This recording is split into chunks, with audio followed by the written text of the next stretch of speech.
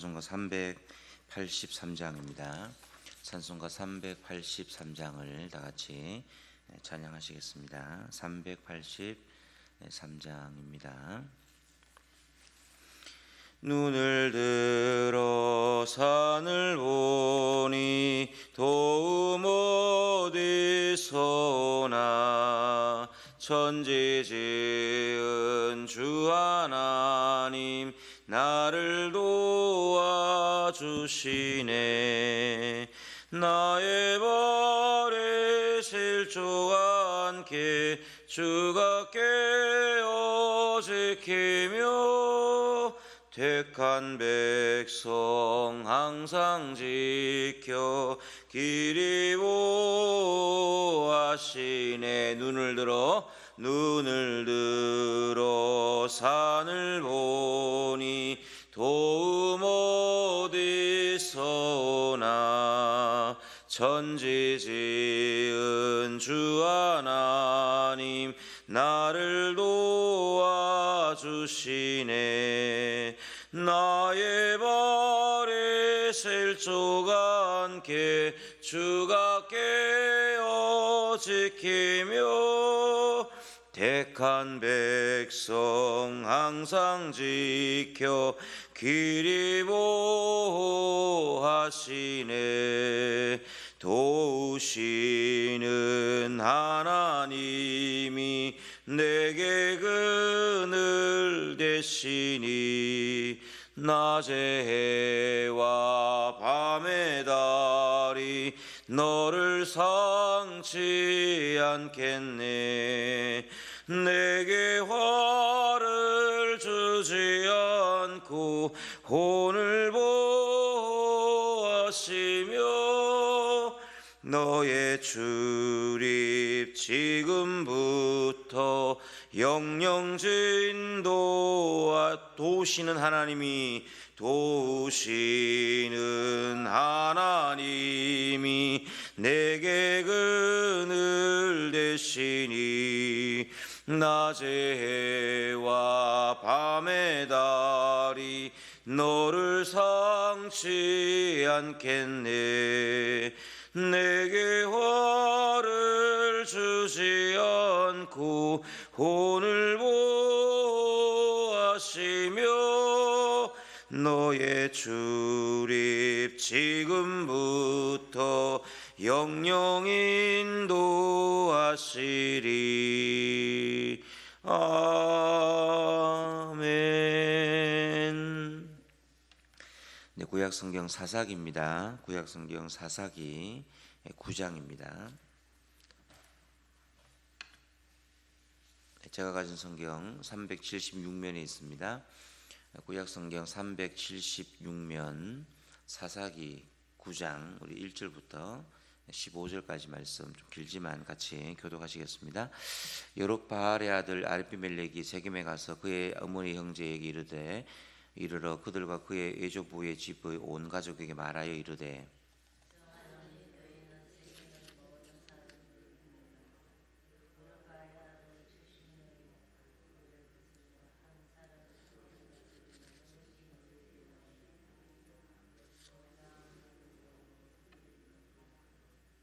그의 어머니 형제들이 그를 위하여 이 모든 말을 세겜의 모든 사람들의 귀에 말하매 그들의 마음이 아비멜렉에게로 기울어서 이르기를 그는 우리 형제라 하고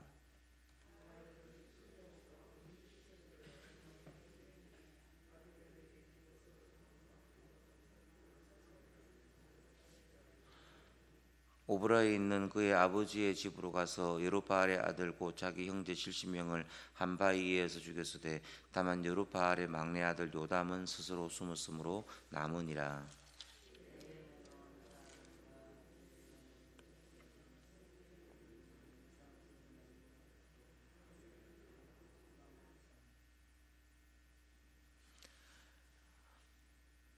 하루는 나무들이 나가서 기름을 부어 자신들 위에 왕으로 삼으려 하여 감람나무에게 이르되 너는 우리 위에 왕이 되라 하매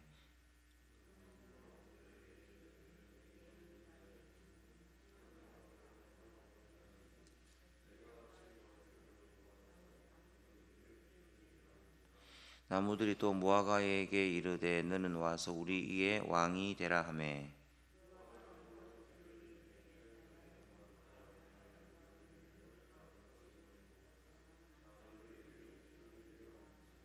나무들이 또 포도나무에게 이르되 너는 와서 우리 위에 왕이 되라 하매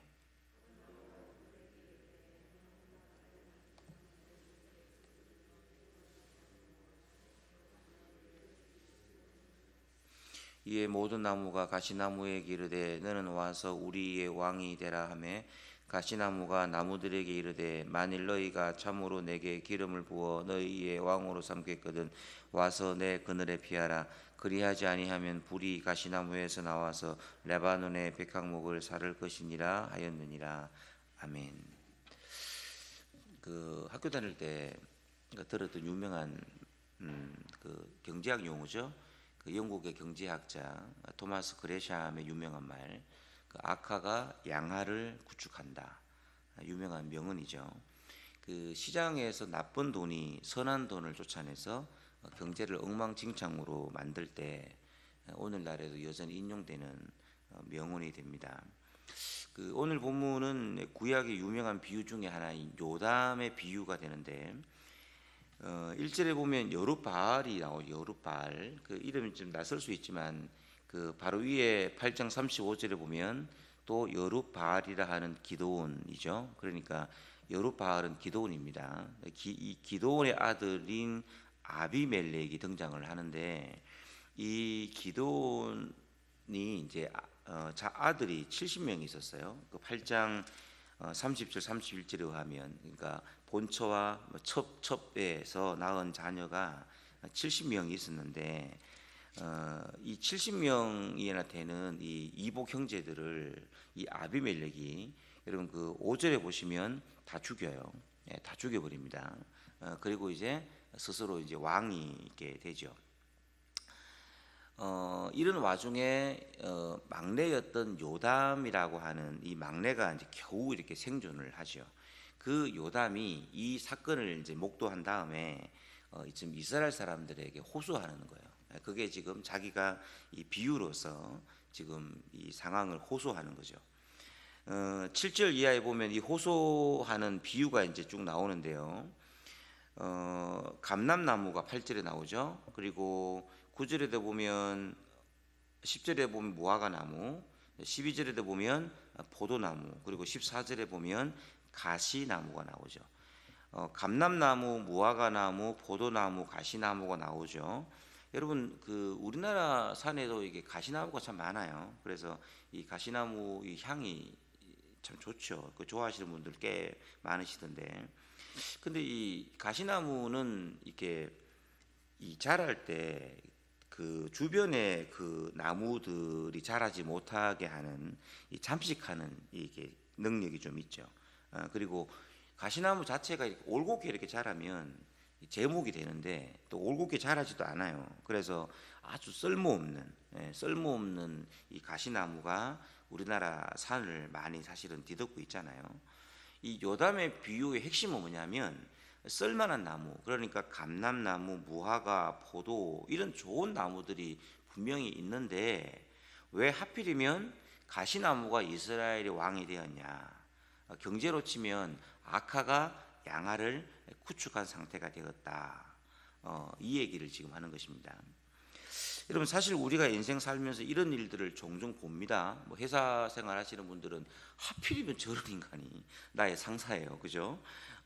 그리고 하필이면 저런 사람이 정치 지도자가 되었습니다. 여러분 그런 거 보면서 왜 이렇게 되었을까? 한탄하기도 하고 합니다만, 자 오늘 아침에는 왜 이런 일이 우리 인생에서 종종 일어날까? 성경의 답을 좀 찾아보고자 합니다. 여러분 먼저 이 요담의 비유 안에 보면 이 첫 번째 답이 좀 나옵니다.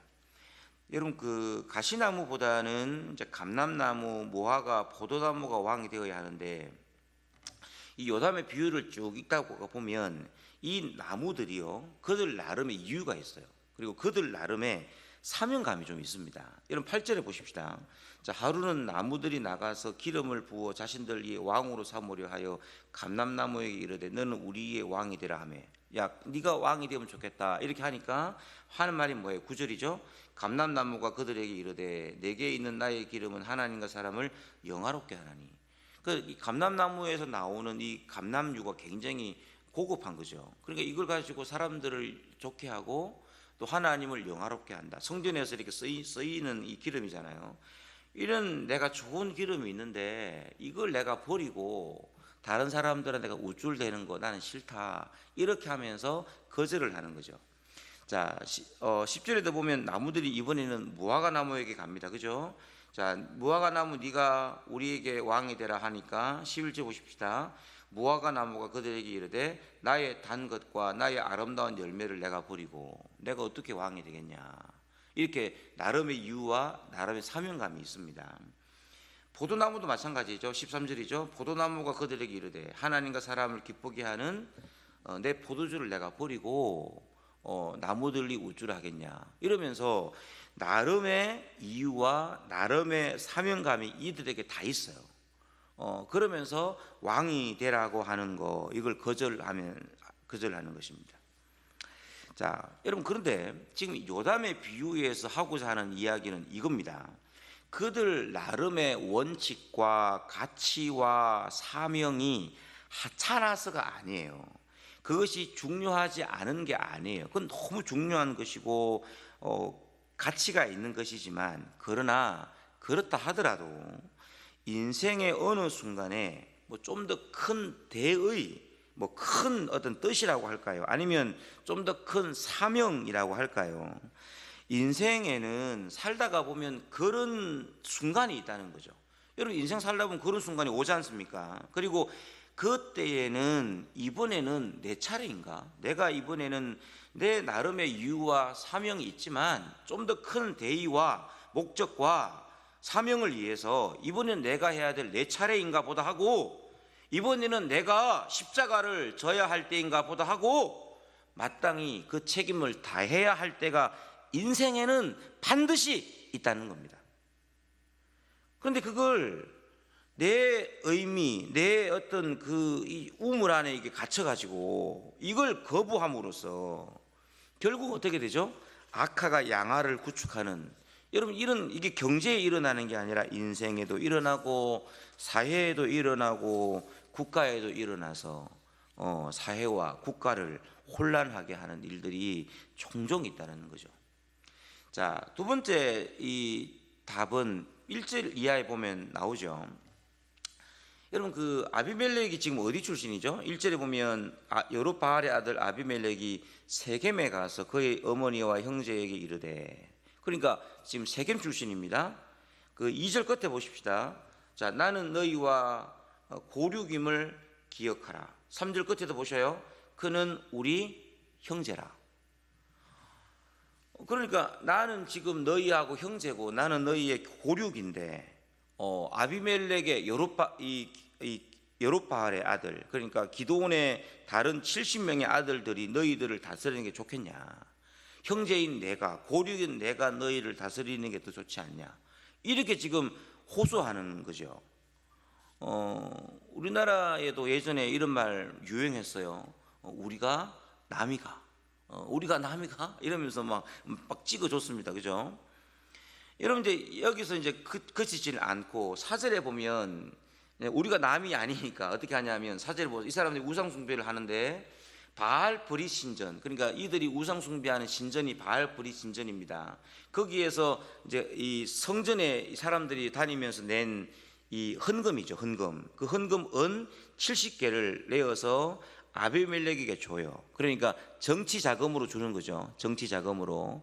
그 정치 자금을 받아 가지고 뭐 하냐면 4절 그 중반절 보시면 아비멜렉이 그것으로 방탕하고 경박한 사람들을 사서, 그러니까 돈 주고 쉽게 살 수 있는 용병들을 산 겁니다. 용병들. 이 용병들을 쉽게 사가지고 자기를 따르게 해서 뭐 하냐면 기드온의 70명의 아들들을 바위 위에서 다 죽여버리는 거죠. 여러분 무엇을 말하죠? 사람을 세울 때 사람의 됨됨이를 보고 그가 살아온 삶의 궤적을 보고 그가 쌓아온 실력을 보고 사람을 뽑고 세워야 하는데 그게 다 필요가 없는 거예요. 혈연, 지연, 학연 이런 걸로 사람을 세우니까 그런 참담한 일이 뭐예요? 내 인생에도 일어나고 사회에도 일어나고 국가에도 일어난다. 성경이 지금 이렇게 말합니다. 그 도쿄올림픽이 이제 끝났죠. 올림픽 기간 내에 뭐 여러 일들이 화제가 되죠. 그런데 이번 올림픽에도 단연 이제 화제가 된 게 뭐냐 하면 한국 양궁이죠. 여자 단체전 같은 경우에는 뭐 9연패 했다요. 9연패. 그러니까 올림픽이 4년마다 열리니까 4 곱하기 9는 36년. 여러분 무려 36년간 우리나라가 금메달을 딴 겁니다. 한국의 여성들은 훌륭합니다. 지금 새벽에 봐도 여성분들이 새벽기도에 80% 오시잖아요. 교회를 지키는 분도 여자고 가정을 지키는 분도 여자고 금메달을 따는 사람도 여자고 할렐루야. 근데 여러분 어떻게 이제 이런 일이 가능할까? 뭐 해외 언론에서도 내리 관심거리였는데 이 한국 양궁에는 여러분 학연, 지연, 혈연이 없다고 하죠. 갑자기 막 누군가가 추천해서 들어옵니다. 저 사람이 원래 잘했어. 이거 안 된대요. 그리고 뭐 팝을 경쟁으로 엉뚱한 선수, 그러니까 내가 가르친 선수를 세워야지 이런 막 팝을 경쟁하는 거 종종 다른 종목에서 보지 않습니까? 그런데 그런 거 아예 없다고 하죠. 왜냐하면 그 양궁협회에서 900명쯤 되는 이 초등학생 양궁 선수들을 일괄적으로 이렇게 관리를 한대요. 그러니까 이 양궁에는 사교육이 없는 겁니다. 사교육이 뭐 유능한 코치 밑에서 막대한 비용을 지불하고 뭐 훈련을 받는 사교육이 아예 없어요. 그러니까 사교육이 없으니까 야 내가 가르친 내 제자 이번에 좀 넣어줘 이렇게 하는 지연, 파벌 이런 문제가 생길 틈이 없는 거죠. 대표 선발전을 할 때도 120명이 이렇게 실시하는데 그 120명 중에서 같은 팀 소속, 그러니까 내가 예를 들어서 내가 어느 은행의 소속이다. 같은 팀이 둘이가 잘해요. 그러면 이 둘이를 1회전에 이렇게 경쟁을 시킨답니다. 그럼 점수가 나오잖아요. 그럼 한 명은 바로 탈락을 시키는 거죠. 이렇게 뭐 서로 뭐 밀어주고 점수를 더 쏘아주고 약 좀 덜 해주고 이렇게 밀어주는 이런 게 아예 양궁에서는 안 된다고 하죠. 오직 6개월 동안 4천 몇 발을 쏘아서 오직 실력으로만 대표를 뽑아서 출전을 시키니까 야 여기서 살아남으면 올림픽 가면 금메달이다. 이런 인식이 그들에게 있다는 겁니다. 여러분 그러니까 무려 한 36년 거의 한 40년 세월 동안 이 양궁에서요 금메달을 계속해서 따는 겁니다. 자, 세 번째는 이제 오늘 본문에는 없지만 여러분 이런 일이 왜 일어날까 하면 하나님의 심판의 한 측면임을 성경이 우리에게 알려주죠. 사무엘상 8장에 보면 사람들이 왕을 세워달라고 사무엘에게 요구를 합니다. 하나님께서 이렇게 말씀하세요. 사무엘상 8장 7절에 그들이 그러니까 이스라엘 백성을 가리킵니다. 나를 버려 왕을 세워달라고 하는 게 무슨 의미냐라고 할 때 그들이 나를 버려서 자기들의 왕이 되지 못하게 하는 것이다. 하나님보다 더 좋은 왕이 없죠. 하나님보다 더 좋은 왕이 어디에 있겠어요? 근데 그 좋은 하나님도 맨날 하나님이니까 싫어요. 그러니까 우상 숭배합니다. 그 좋은 하나님을 버리고 다른 왕을 세워달라고 해서 하나님이 왕을 세우죠. 그렇게 세운 왕이 누구예요? 사울이죠. 사울. 여러분 사실 우리가 이런 거 종종 인생 살면서 보죠. 내 남편만큼 나를 사랑하는 사람이 어디 있겠어요? 내 아내만큼 좋은 아내가 어디 있겠어요? 좋은 줄을 몰라요. 그런데 감사함이 없어요. 바람을 피워요. 내가 속해 있는 공동체가 좋은 줄 알아야 하는데 그걸 좋은 줄을 몰라요. 맨날 이렇게 하니까 그 아내가 해주는 이 맛있는 반찬과 요리가 있으면 야 다른 집도 맨날 이렇게 해주는 줄 알고, 그죠? 내 남편이 이렇게 친절한데 다른 남편도 다 그렇게 친절한 줄 알죠. 여러분 교회가 좋은데 다른 교회도 다 좋은 줄 알죠. 여러분 결과는요 더 행복해질 것 같은데 결국은 이렇게 저렇게 버림을 받아서 비참해지는 일들이 인생에는 종종 있다는 거예요. 그게 뭐냐? 하나님의 심판의 한 측면이다. 성경이 이렇게 말씀하는 겁니다. 그러므로 여러분, 현재를 감사할 줄 모르면 이런 심판이 우리의 인생에 종종 임합니다. 그러므로 여러분, 한 주간 출발한 이 아침에 이 새벽에 오셨는데 내가 속해 있는 가정, 교회, 사회에 대해서 감사하는 시간이 되시면 좋겠습니다. 기도합시다. 하나님 아버지, 감사합니다. 아카가 양아를 구축합니다. 하나님, 내 인생의 의미와 사명이 나름에 있지만 하나님이 때때로 더 큰 목적과 사명을 위하여 우리를 세우려고 할 때 하나님, 우리의 그 작은 마음 때문에, 또 하나님 우리의 오래된 고집 때문에 하나님 앞에 그 사명을 거절할 때에 하나님, 이런 일들이 우리의 인생에도 일어나고 사회에도 일어나는 것을 우리가 종종 봅니다. 하나님, 우리 앞에서 우리가 해야 될 사명을 예면치 않게 하시고 감당하고 내가 져야 할 십자가를 지고 예수 그리스도를 따라갈 줄 아는 그 믿음, 그 헌신 우리에게 허락하여 주시옵소서. 오늘이라고 하는 시간을 감사할 줄 알게 하시고 하나님이 나에게 주신 것들에 대하여 감사하고 하나님이 오늘도 나에게 가장 좋은 것들을 허락하셨다고 하는 것을 하나님 믿으며 내 아내와 내 남편과 내 가정과 내 교회와 내 사회에 대하여 감사할 줄 아는 그 마음이 이 아침에 그리스도 예수 안에 충만히 생겨나게 하여 주시옵소서. 이 아침에도 기도할 때에 하나님, 하늘의 문을 열어 주옵소서. 삶의 간절한 기도 제목들마다 응답하여 주옵소서. 하나님께서 안 되는 것도 하나님이 되게 하시면 되는 줄 믿사오니 그 믿음 가지고 기도할 때 하나님 역사하여 주시옵소서. 예수 그리스도 이름으로 감사하며 간절히 기도 올리옵나이다. 아멘. 하늘에 계신 우리 아버지여, 이름이 거룩히 여김을 받으시오며 나라의 마옵시오며 뜻이 하늘에서 이루어진 것 같이 땅에서도 이루어지이다. 오늘날 우리에게 일용할 양식을 주옵시고 우리가 우리에게 죄지은 자를 사하여 준 것 같이 우리 죄를 사하여 주옵시고 우리를 시험에 들게 하지 마옵시고 다만 악에서 구하시옵소서. 대개 나라와 건세와 영광의 아버지께 영원히 있사옵나이다. 아멘.